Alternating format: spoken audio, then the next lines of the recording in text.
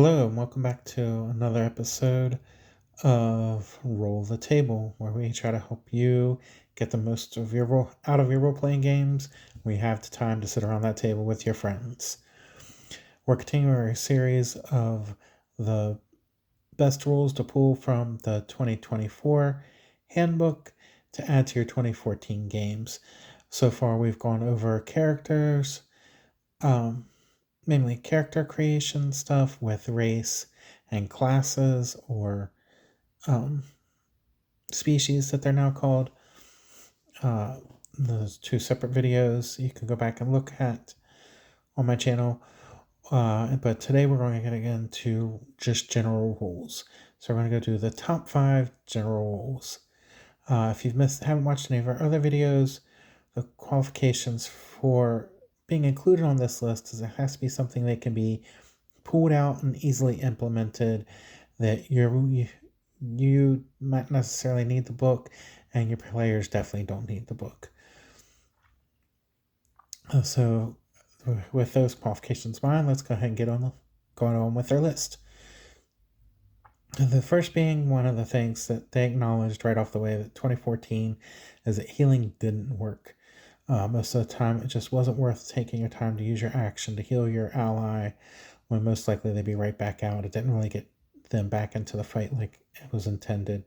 You're much better off saving that slot and waiting until the combat was over and then using the spell slot to heal your ally. With that being said, let's take a look at some of the spells that got buffed. For your level 1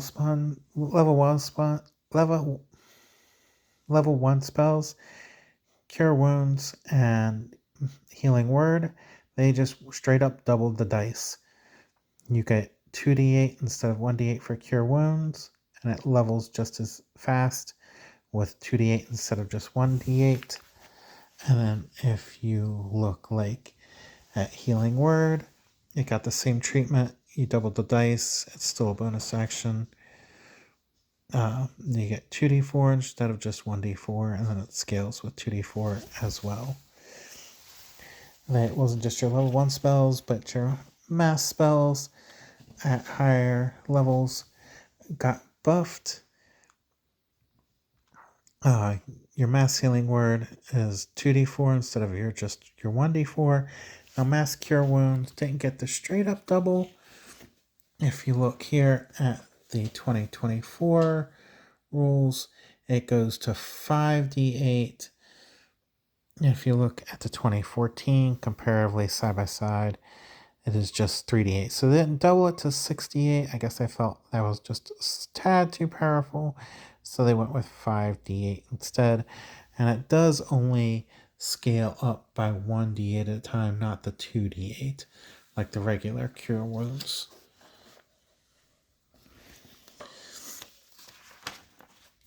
So those spells, I would go ahead and add them right into your game right now. Just let your players know, hey, your healing's better now. They're not going to be bad about it. The next up is they changed inspiration a little bit. They now call it heroic inspiration, but pretty much same principle. You get something that the DMs can award to their players. And there's a few other ways of getting it now.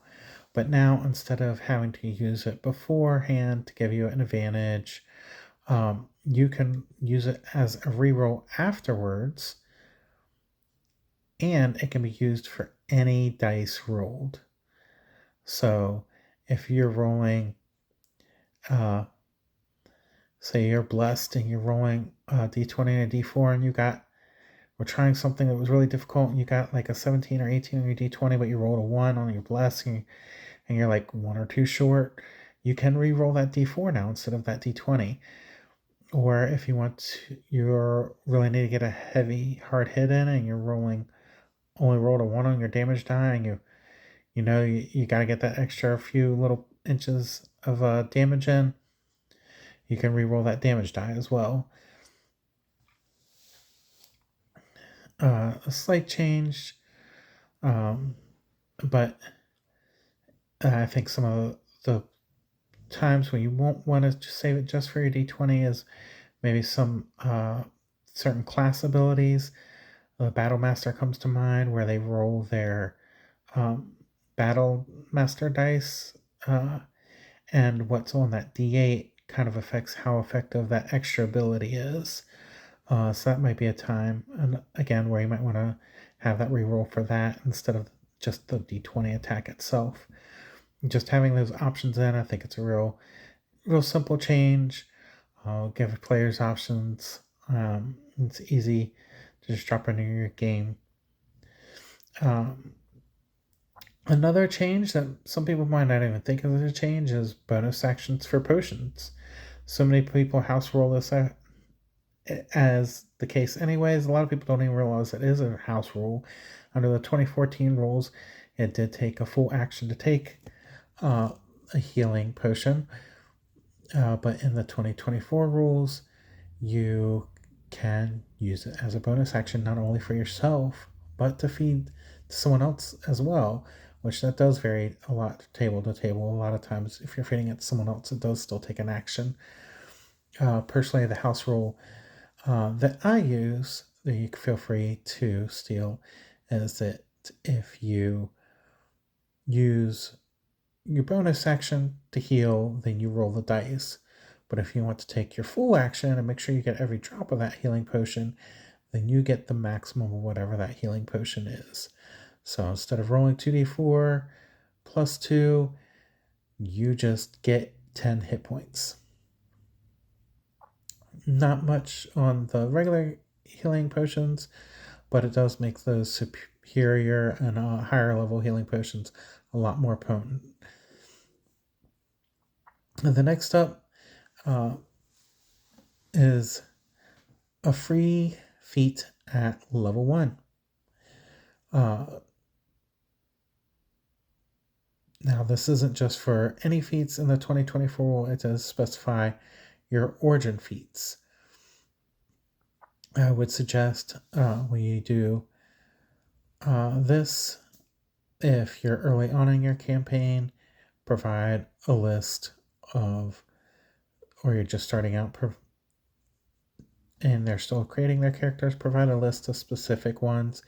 You can look up and see what the origin feats are listed and just still use your 2014 rules versions of those feats, because all of them have kind of changed slightly. Some of them a lot better, some of them have their power toned down. But having that free feat really helps people customize their characters right off the bat, and certain character builds don't even really get the full feel of what their character is until they start getting those feats. So having that free feat at level 1, for me, I included this back when we first started out my campaign months ago, when it came up in the UA. We're sitting down to build characters, and 5 of the 6 players was like, I'm playing a variant human, so I can get a free level feat. I'm playing a variant human to get a free level feat. Oh, that's nice. I'm playing a different variant human. So now it kind of opens up, let them play what they want to play without having to feel like they have to play the variant human to get that free feat. And last up, the change that I think will really mix combat up a lot, more so than weapon mastery, is the change in opportunity attacks. I think the weapon masteries are going to be fun, but this kind of totally changes the dynamics of what opportunity attacks are and makes it a lot more risky to try to run away without taking disengage action. So, under the old rules, it stated when an enemy moves away from you out of your reach, you can take one attack of opportunity and deal damage to them. Under the new rules, the enemy phrase was removed, so you can do it to your allies. So that opens up a lot of possibilities, even more so when you take into account of the new unarmed strike rules, because this opportunity attack can be with a weapon or an unarmed strike. So to get an idea of what I mean, this is something that you'll have to look at and read or hear a time or two So feel free to mark this at the 10-minute mark and then come back, rewind, and rewatch. But it's not something you necessarily need the book in front of you. Once you figure it out and hear it, you're like, oh, okay, I guess that makes sense. So for the unarmed strike, it's a melee attack. They kind of generalize and say it can be a punch or a kick or a headbutt. It's all kind of marked under the unarmed strike. You can choose to do a damage, grapple, or a shove. So your damage is pretty much your standard, what you're used to. Take bludgeoning damage equal to 1 plus your strength modifier. You initiate a grapple. Grapple has changed, but for the instance of what we're using these rules for, you can just use the same old rules of grappling. If you succeed on the grapple, though, then that character's movement becomes 0, and they can no longer move away from you. You're holding them there in place. And the last one is shove, which is not something a lot of people were familiar with or used a whole lot. It was in the 2014 rules, kind of buried, but it did change slightly. So the target must succeed on a strength or dex saving throw, 5 plus 8 plus proficiency plus your strength mod, and the target can't be larger than you. So in this, if they fail that save, then they're going prone. And chances are, if they're going prone, they're having their movement cut in half, and they're not going to be able to fully get away from you either, most likely. If they do still move, it's not going to be very far, or definitely not as far. But you can choose to have them go prone or be pushed 5 feet away. So if we back this up and pull it all together, then you can now take an opportunity attack with your allies against your allies. If you have an ally moving through your space and they're not going to quite make it into combat, or they're just going to be just short, you can push that ally 5 feet and give them a little boost of movement. And then if you start adding in other feats like Warcaster, then all kinds of other opportunities are opened up. Now, that would require some people having to maybe want to swap feats or stuff.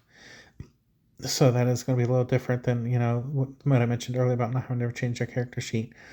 But just even without that extra craziness thrown in, just that little bump of being able to push their ally a little bit further away, to give them a little bit of extra movement,